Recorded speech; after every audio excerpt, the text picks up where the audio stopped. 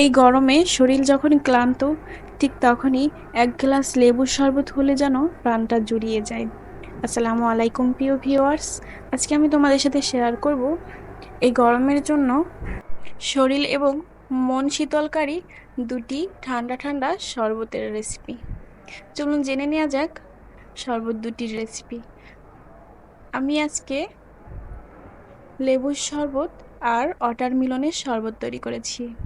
প্রথমে লেবুর শরবতটির রেসিপি জেনে নেওয়া যাক।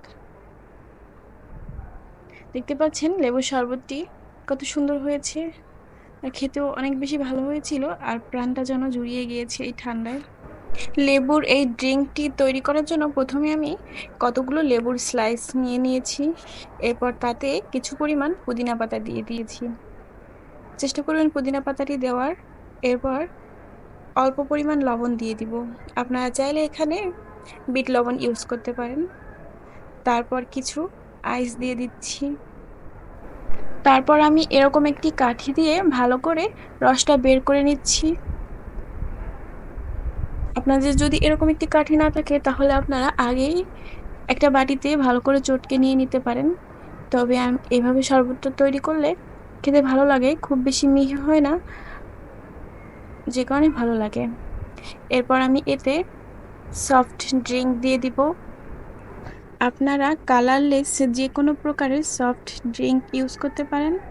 আর দেখেছেন যে আমি এতে কোনো পরিমাণ চিনি ইউজ করিনি, যে কারণে এটা খেতে অন্যরকম লাগবে। তারপর আমি একটা লেবুর স্লাইস দিয়ে আর পুদিনা পাতা দিয়ে এটা ভালো করে ডেকোরেশন করে নিয়েছি। এখন চলুন জেনে নেওয়া যাক কি করে আমি ওয়াটারমেলনের শরবতটি তৈরি করেছি। এটা আমি সর্বপ্রথম কিছু পরিমাণ লেবুর স্লাইস দিয়ে দিয়েছি, তারপর কয়েকটা পুদিনা পাতা দিয়ে দিয়েছি। এরপর কতগুলো ওয়াটারমেলন ছোট ছোট টুকরো করে কেটে নিয়ে গ্লাসটার ভিতর দিয়েছি। এ পর্যায়ে আমি আবারও একটি কাঠি দিয়ে ভালো করে থেতো করে রস বের করে নিয়ে নিচ্ছি।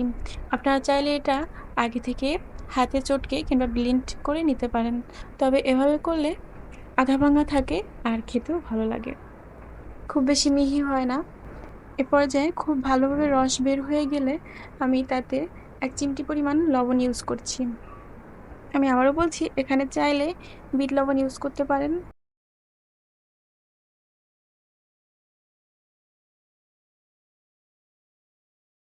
তারপর আমি এতে কিছু আইস দিয়ে দিচ্ছি।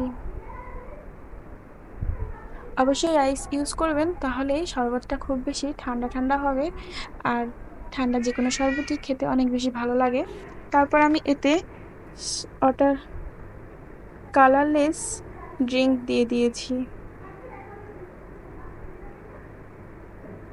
এরপরে এটা ভালো করে মিক্সড করে নিচ্ছি। মিক্সড করে নিলেই রেডি হয়ে যাবে। তারপর আমি একটা ওয়াটারমেলনের স্লাইস আর একটা পুদিনা পাতা দিয়ে ভালো করে ডেকোরেশন করে নিচ্ছি। এই দেখতে পাচ্ছেন শরবতটা দেখতেও যেমন বেশি সুন্দর হয়েছে আর খেতে অনেক বেশি ভালো হয়েছিল। আর এরকম একটা শরবত গরমের দিনে আমাদের শরীরকে পুরো ঠান্ডা করে দিতে পারে। ধন্যবাদ। রেসিপিটি যদি ভালো লেগে থাকে তাহলে অবশ্যই কমেন্টে বলবেন। আমার ভিডিওটি ভালো লাগলে অবশ্যই লাইক, কমেন্ট অ্যান্ড শেয়ার করবেন। আর আমার চ্যানেলে নতুন হয়ে থাকলে আমার চ্যানেলটি সাবস্ক্রাইব করতে ভুলবেন না। ধন্যবাদ।